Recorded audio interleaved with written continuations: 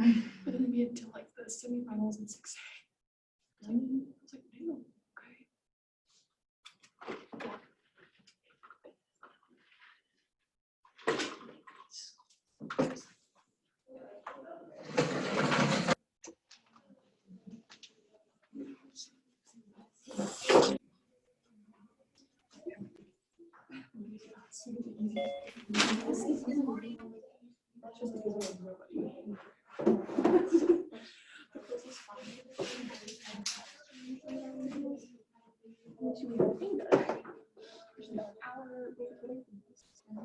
You started the homework in here? You started the homework in here? No, I actually haven't. You started? Yeah, finished like 30 minutes. Okay.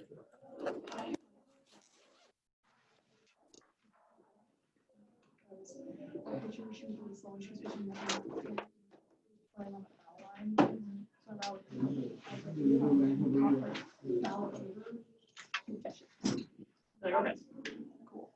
But then finally, they put a new picture in and I started hitting up another one the second game. Which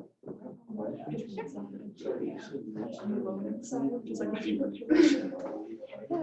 Yes, so on Monday, Yes, got my confidence we'll back. be in. Oh. I hit swimming bud. Yeah, and for my in-person students, make sure you have that, because I sent it to the extending because they needed it. But you can just take a picture of it. I'm gonna try to maybe find a way to put like a permanent link on D2L, just in case you lose that. Yeah. Once you use it a couple of times, I get it memorized. Is there any way to get to like the Pearson Math Lab from D2L? Yeah. Good question. I might be able to put a link. I might be able to put a link on there. Like to the sign-in page or Yeah. something like that.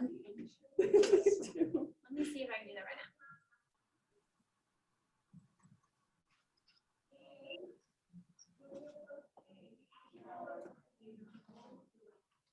I hate when I'm in a browser that I never use and I'm used to Chrome, like filling in what I want, you know? Yeah. So like when I go to Uconnect, I put in UC and enter, and then like this is a browser I've never used, so it's giving me search results for UC. And it's not helpful.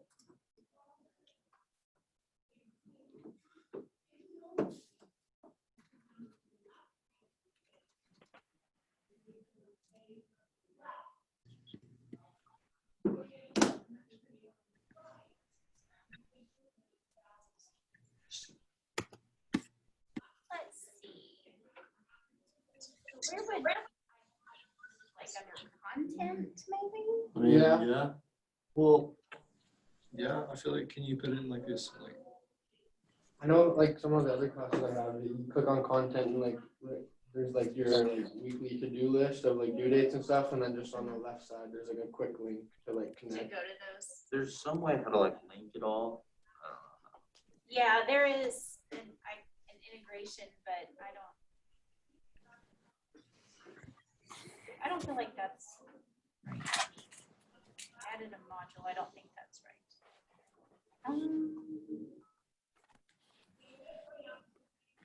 Oh, maybe I can do it here. Okay, so if anybody wants to check, I went to D2L and under overview, I already had the syllabus there, but at the top, it should have a link to my math lab. Yes, yeah. Just when you push content, it should give you the Yeah, overview. it's on there. Yay, I did it. I did something. Thank you. Cool.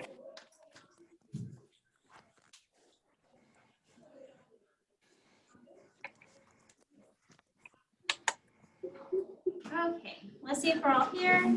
Looks like we're about all here. So let's get started.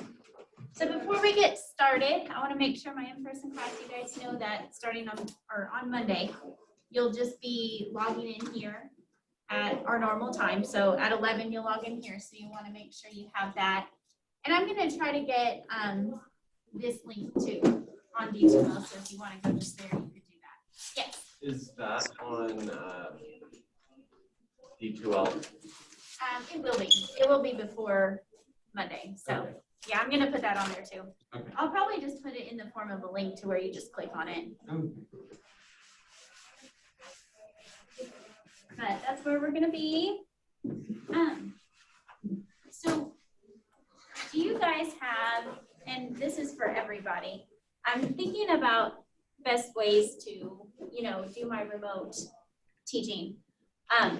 So, you know, are you guys think it's the best to, you know, like, oh, it's 11 o'clock, you log in and then I teach, like, and I have a board at my house, you know, and it'll be just like this, really. It's a whiteboard too, so I don't have to deal with the chalk. But there's that. Now, what I did in the spring was, instead of requiring my students to be on at class time, what I did was I pre-recorded lectures, and then I posted them as soon, like usually before even the day of class. I did that, and then what I did was I used my class time for office hours, or like for open discussion. And then if you didn't want to discuss anything, you didn't have to, you know, join in or something like that. I'm trying to think about good ways to do this, because I know with us being remote Monday and Wednesday, that does give us a little more freedom as far as schedule wise. Benefits to being, you know, more structured, like you get on at 11 and we do the class together. Benefits of that is you being able to ask me questions immediately if you have a question over something I've said. Cons are obviously just the restrictive part of it. You guys have been here in class. It's not for everybody, but there are cases where going remote actually makes it harder schedule-wise to get into your meeting. Like maybe you have classes before and after this, you know. So conflicts could arise. Pre-recording for me just allows my lecture to be perfect. I like when I don't make any mistakes or when I don't leave anything out. So I really liked it. And I also really liked having the class time as an open discussion. But if you guys want to be able to ask me questions while I'm teaching a lesson, like a subject, then we would need to definitely stay with the more structured class at 11, Monday, Wednesday, Friday. So do you guys have any preferences or ideas about what you like as far as that goes?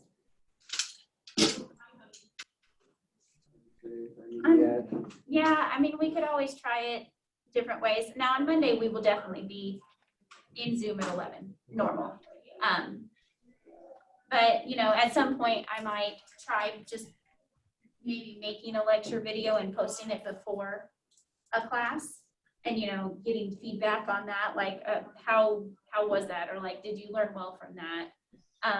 They're set up exactly the same way. Like I just stand in front of the board and I talk and write, you know, so it's basically I'm lecturing to nobody. And then it was a little bit to get used to in the spring. It was kind of like I was making an episode of like Dora the Explorer, you know, where you ask questions and nobody answers. And she's always like, yeah. It was a little weird.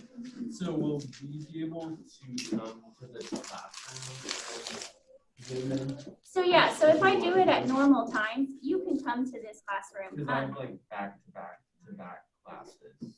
Right, And and this is that, like my middle class. do you always have your device with you? Yeah. Oh, so yeah, so you can come and sit in here because nobody else is going to be in here at this Okay. time. You can always do that. So yeah, for a schedule, definitely. Okay. If I end up doing videos where you can watch anytime, then you wouldn't have to be here at a certain time. But you could always still sit in here, you know, because this is our allotted classroom for this hour. You guys can always be in here, you know, and it's not gonna bother anyone. But we'll think about that, guys. Monday, definitely Zoom at 11, and then we'll work from there. We'll see how things go. Okay, so I am going to post this link on D2L. So I did write it here, so you want to write it down, but you can also link in from there. my extended class, you obviously already have this because you are in this meeting. So probably redundant for you guys. Okay, so we left off looking at limits algebraically. And I think the last one we did a quotient. And we had a 0 on the bottom, and we said that was undefined, that was a problem. Okay, so we're gonna do another quotient function, but this time it's gonna look undefined, but if we look closely, we can make it work. So I'm gonna close this, this just seems really loud. Excuse me, bro. Excuse me.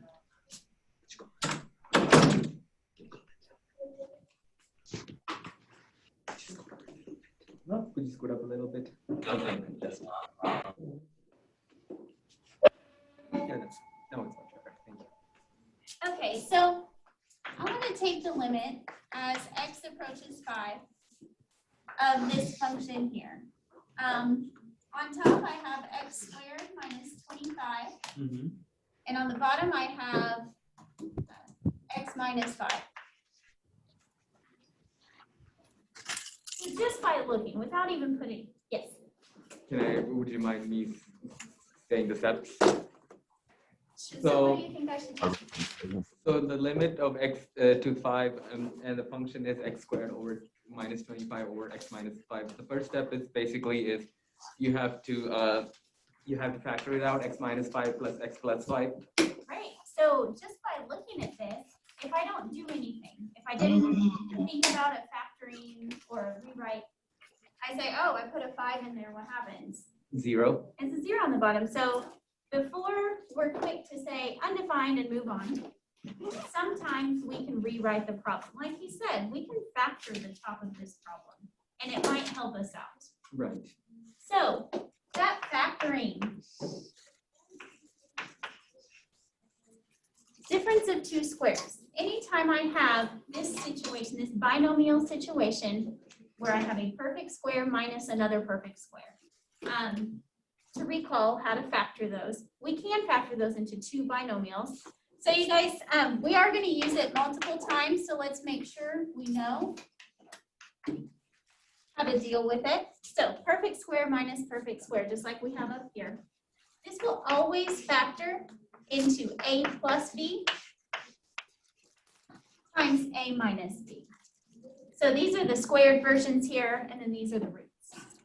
So in our problem, I've got x squared minus 25. I can factor this into x plus 5, And x minus 5. And x minus 5 gets canceled. Right, so that's why this is important. It's a really good thing that I could factor this because same term on top and bottom, you can absolutely cancel that out.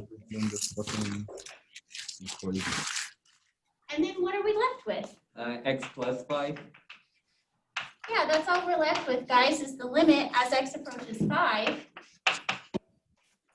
of x plus 5. Now it's easy to do this. This is a polynomial function. There's no fractions anymore. So I can just put in the 5. And which is equal to 10. Yep. So I get an answer when it didn't look like I could because I did a rewrite. So you might have to do some rewrite or some factoring. You got to be able to recognize those cases. So we have the difference of squares. That's an easy factoring method as long as you remember it. Let me think. I want to take the limit of a different function. This time I want x to approach -1. So this negative, it just means -1, right? This isn't over here giving us a direction.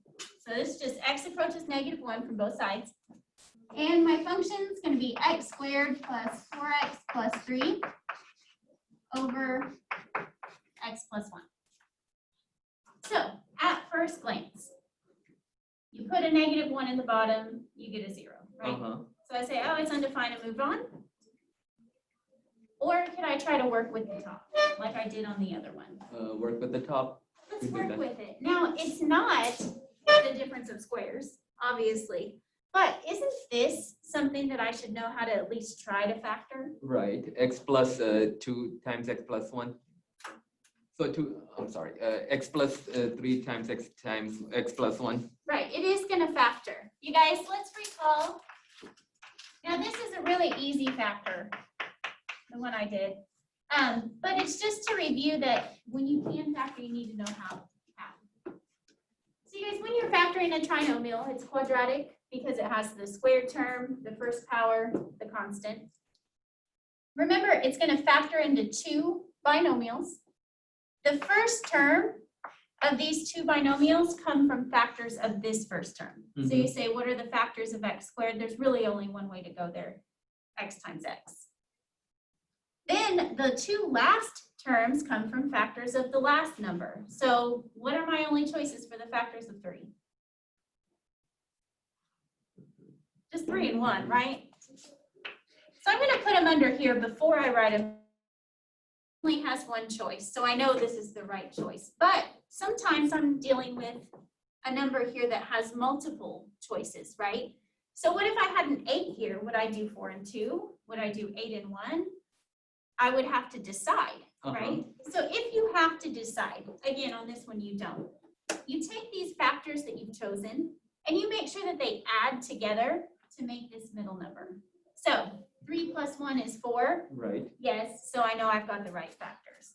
And again, on this one, I really didn't have another choice. So it's a good thing it worked out.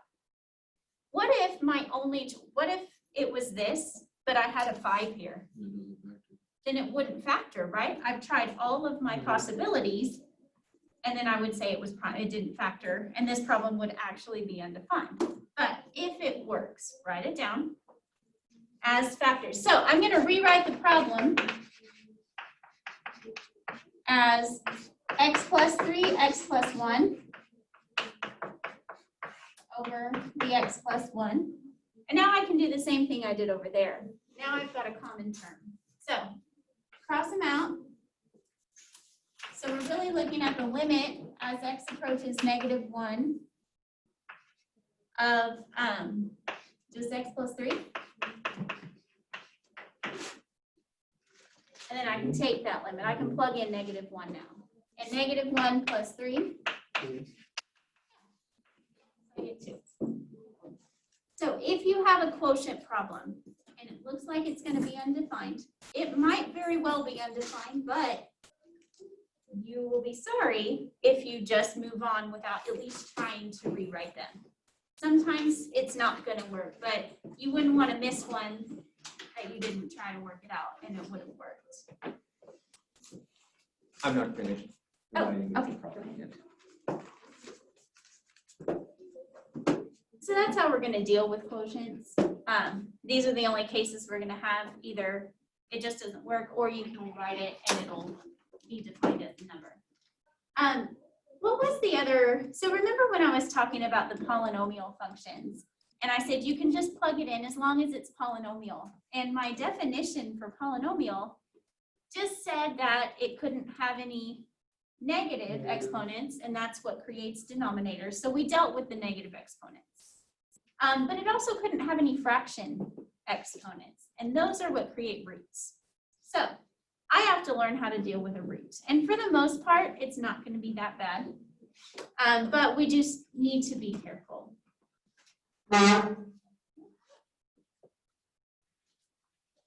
So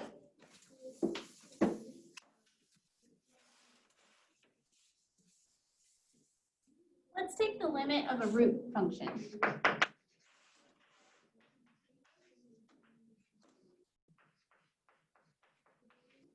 Okay, so I got the square root of 4x plus 2, that's my function. I want to take the limit of that as x approaches 2.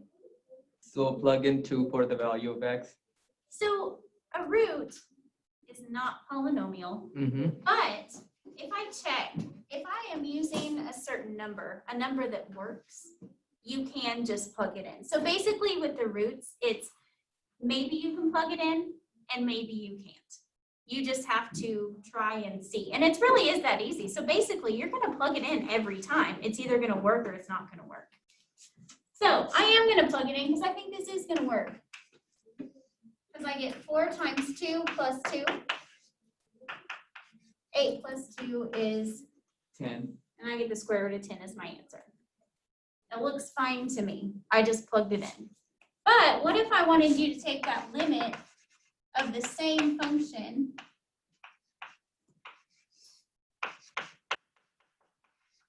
but I wanted you to approach -4 on the x? What happens if you just plug that in?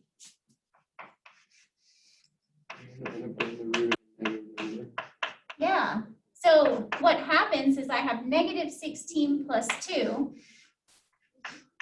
and I get the square root of -14. We're not dealing in imaginary numbers in this class, so I can't just say, oh, there's an I in there, right? In the real numbered system, this doesn't exist. And that means your answer will not exist. So I still plugged it in. I just found that it didn't exist. I say it's either D and E or undefined. You can also do a 4 out. Plus, 16, 4 squared 16. 4 out and 2 on the inside. So I can't. If you put an I, Oh, yeah, if you put, so if I wrote this as an I, all I could do was I could take, and I could call this I squared of 14. could you not do 4I of 2, radical 2? So 14 doesn't break down. So that's 2 times 7. So there's nothing I can take out. Oh, I thought you could break down separate parts within the equation. It was like 4 times -4 is 16. Uh-huh. Square root of 16 is 4, so you can move 4I on the outside and then do radical 2. So you can, so if I had 4x times 2 under, I could break that into 2 separate pieces if it was multiplication. But if it's plus, it has to stay. So guys, what he was wondering is that could I have broken this square root up into the square root of 4x plus the square root of 2? But you can't actually break anything like that. You can't break into 2 separate square roots unless it was multiplication down here. Or if it was division, you could do top and bottom separately. But with plus or minus, you got to keep it in. Okay. So you guys, that's really all there is to the square roots. While it's undefined sometimes, you can still just plug it in and your answer will tell you that. There's nothing really special about it. There's no rewrite here. You know, I can't make this better, like with the quotient ones. It's just, it is what it is. In MATLAB, when you're doing a square root problem, I don't know if you've gotten there yet. If you go to their explanation, you might see something like this, like if it was this problem, they might turn that root into a fraction. So they might have this.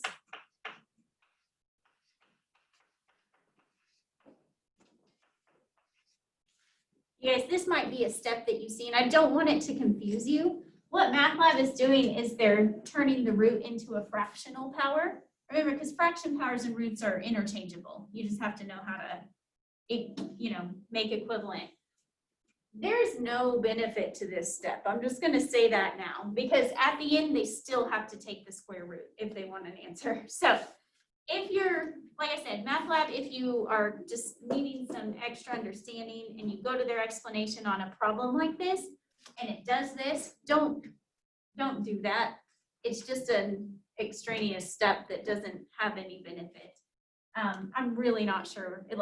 It kind of makes me mad because it really confused another student. And so we had to, I'm saying it now so it doesn't confuse you. So don't worry about that. It's the same problem.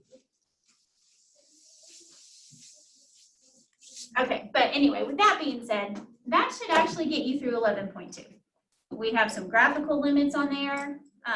We have some algebraic limits, one side, two side, the infinite, all of that is 11.1 and 2, which means we can move on just a little bit. We're not going to go too far on today, but we're going to talk about change. Remember the limit, it's always about the approach, about how the graph is moving or behaving. That's a theme in this class, right? I want to know how functions are changing. That's the big thing. The first measure of change we have is not a great one, to be honest. It's really not a great measure of change, but with what we know right now, it's the best we can do. It's actually from algebra. You probably did it in an algebra class. Average rate of change. Yeah.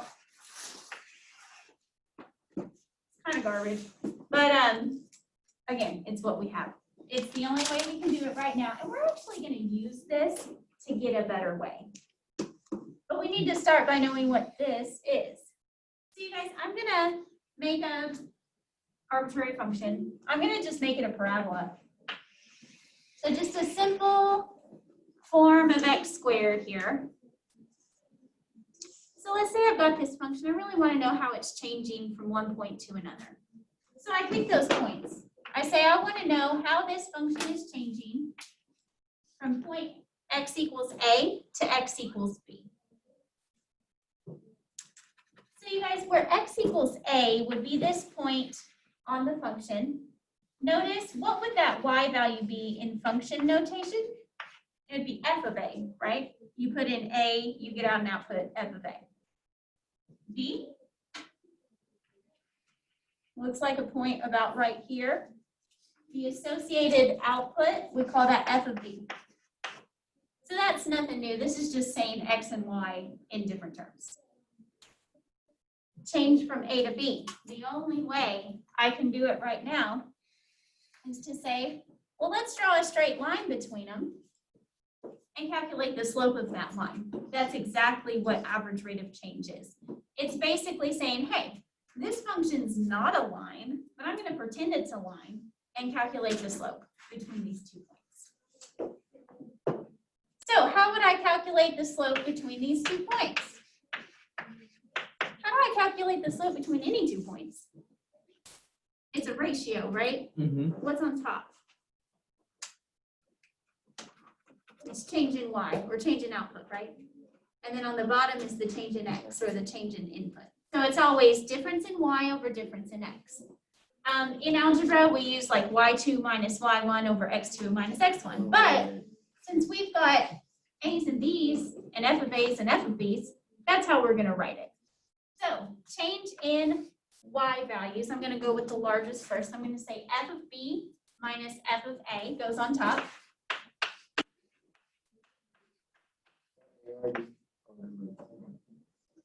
Oh yeah, I abbreviated average rate of change, so I never have to write it again.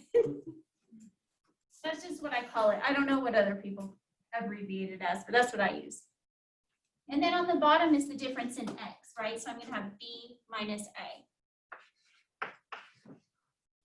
Well, this formula is important, and we're going to use this very form of it to get, like we're going to evolve it a little bit and keep going with it. When you're actually calculating average rate of change, I would rather you just think about what you're actually finding. I've got 2 points, I'm just finding the slope between them. Because sometimes this formula with its F's and its A's and its B's can get a little bit overwhelming when it's really not that serious. But we are going to use it, but before we use it, look at the margin of error. And that's not even as bad as it could be. This increase is pretty rapid. It's pretty close to this straight line. But look how wrong I am about the change between these 2 points. Now, the average change, yes, is right here. But what am I missing? I'm missing all this good info about, well, it's increasing at a certain rate here, but then it gets faster. And then it increases really fast as I keep going. There's all this information I'm not getting from the average rate of change. There's got to be a better way. There's definitely a better way. We're going to learn it on Monday, but for right now, again, this is where we are. Let's do an example. Usually these are not graphs. These, I'll give you a function. I'll ask you for the average change between 2x values. So if I give you the function f of x equals 2x squared minus 5x plus 10. And I want you to calculate the average rate of change between x equals 1 and x equals 4. That's what I give you. Average rate of change, think I need a slope, which means I need 2 points on the function. I've given you half of those 2 points, and I always will give you half of the 2 points. You have to find the other half. I've given you the x values. Could you find the y values? Just plug it into the function, right? That's what I gave you this for. So if x equals 1, to find that output, the other half of that point, I need to find f of 1. So putting 1 into this function,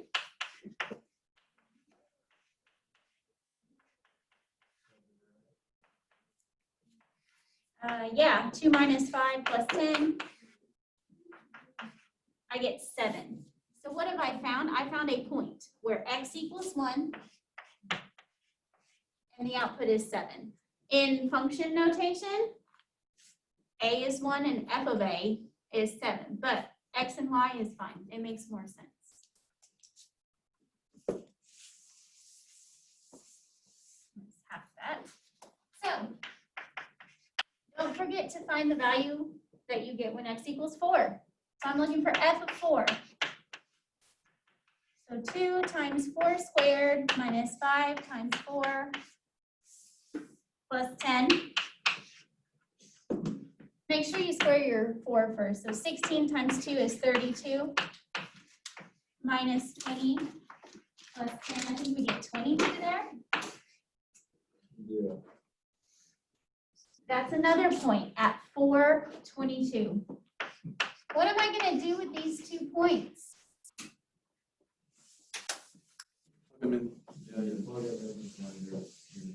Yeah, I'm going to calculate the slope between them, plugging it into that rate of change formula.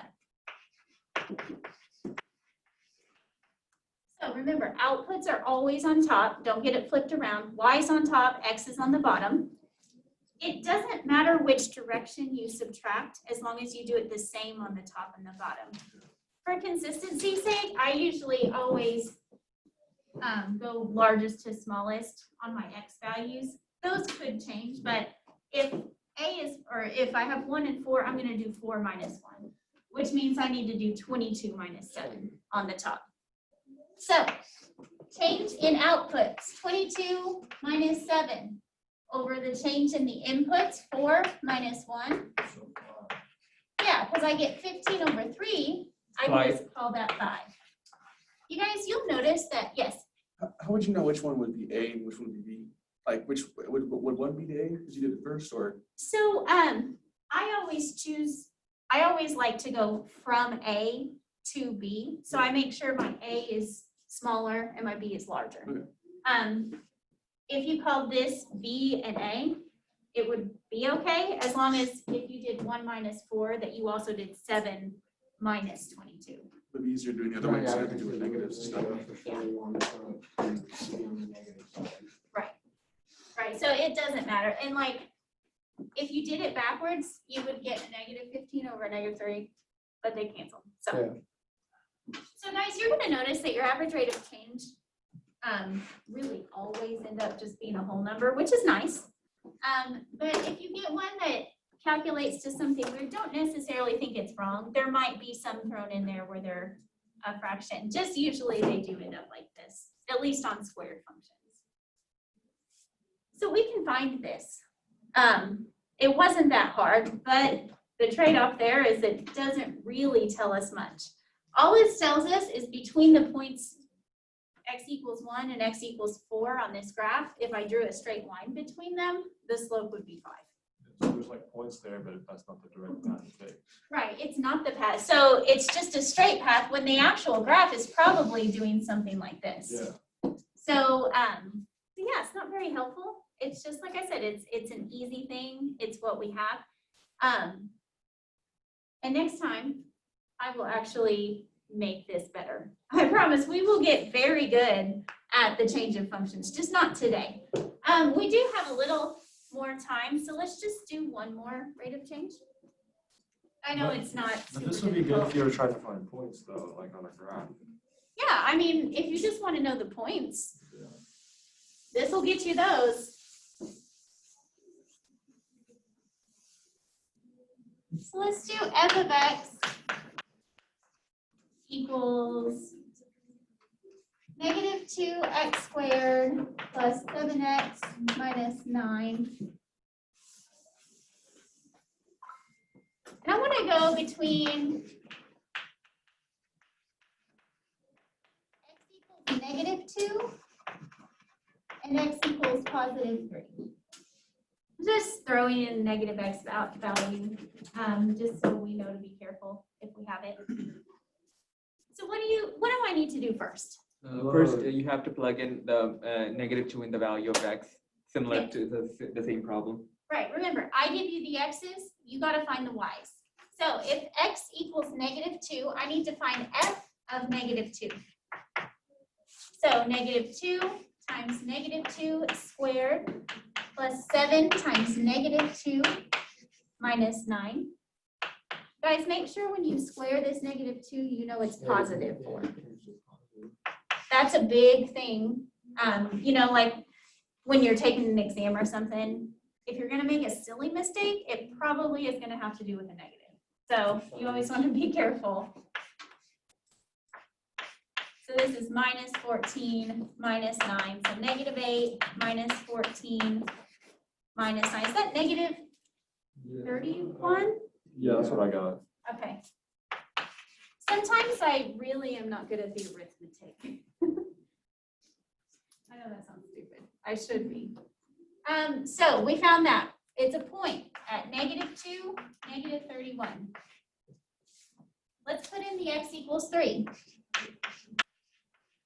F of 3, we have -2 times 3 squared